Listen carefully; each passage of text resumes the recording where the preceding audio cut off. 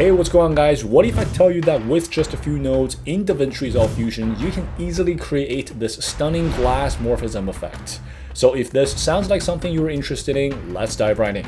So we're going to bring a Fusion composition clip first of all and place it right on top of the original clip. Then we're just going to take this directly to the Fusion page. Alright, so let's bring in the media in node and we're going to connect that to media out. So you're going to notice right away we can't actually see anything. So the reason is because we have to come to media source here and then change this to background. So once we do that, you will now be able to see whatever is in the background.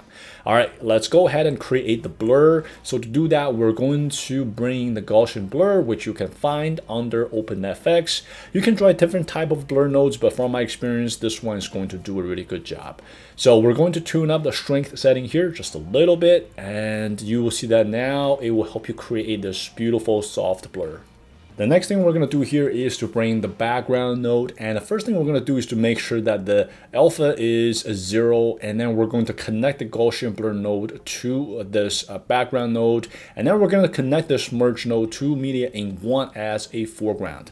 So we're now going to go ahead and create that glass cutoff by bringing in the rectangle masking node and then connect that to the merge node. So we're going to first of all bring this a little bit closer towards the bottom left corner here, and then we're also going to just bring up the corner radius here to give it some rounded edges.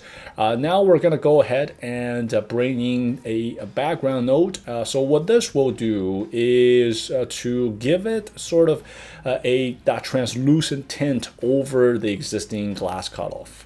The first thing we're going to do here is to connect the rectangle node to the background node here to limit it to just that glass area. And then we're going to turn down the alpha setting to 0. Now let's go to color. What I'm going to do here is to just move ever so slightly above completely black. So you will see that now this will give you a nice bright kind of translucent look here. So that's pretty good. We're now going to just enhance this a bit more by bringing in the emboss node, which you can find once again under OpenFX. So let's change the emboss style to emboss over first of all.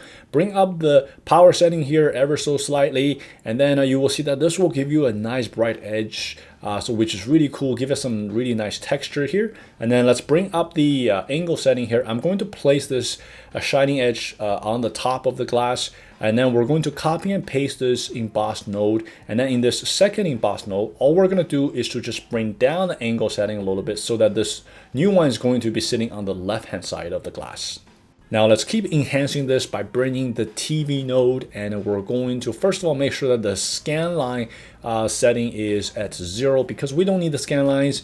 And now you will see that yeah, it's looking great. It gives you this nice grainy, rough grainy texture, but it's all over the entire video. So we're going to make sure we connect rectangle node to the TV node first, and then we're going to go to the noise tab, which is where you can control how strong and pronounced this texture is going to be. So we're going to just bring down this power setting here just a little bit. So to me, this is the sort of the perfect balance here. Well, the enhancement doesn't stop. So we're actually going to bring in a drop shadow node, and make sure guys, it's drop shadow because this is the one that will give you the best effect. So let's bring up the blur setting a bit and then bring down the drop distance and then bring down the shadow strength. So at this point, we are ready to bring in the text.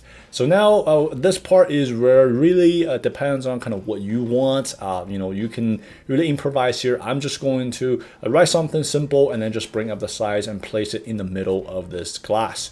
So this is pretty much it, guys. I do want to call out one more thing is that you can really, you know, experiment with some of these nodes here. So for example, the background node, you can change it from solid to, let's say, horizontal. Make sure that you turn down the alpha setting here, and then this will give you a different, slightly different look. You can also change this to, let's say, vertical. Do the same thing. Again, just experiment with this and then see what works best for you.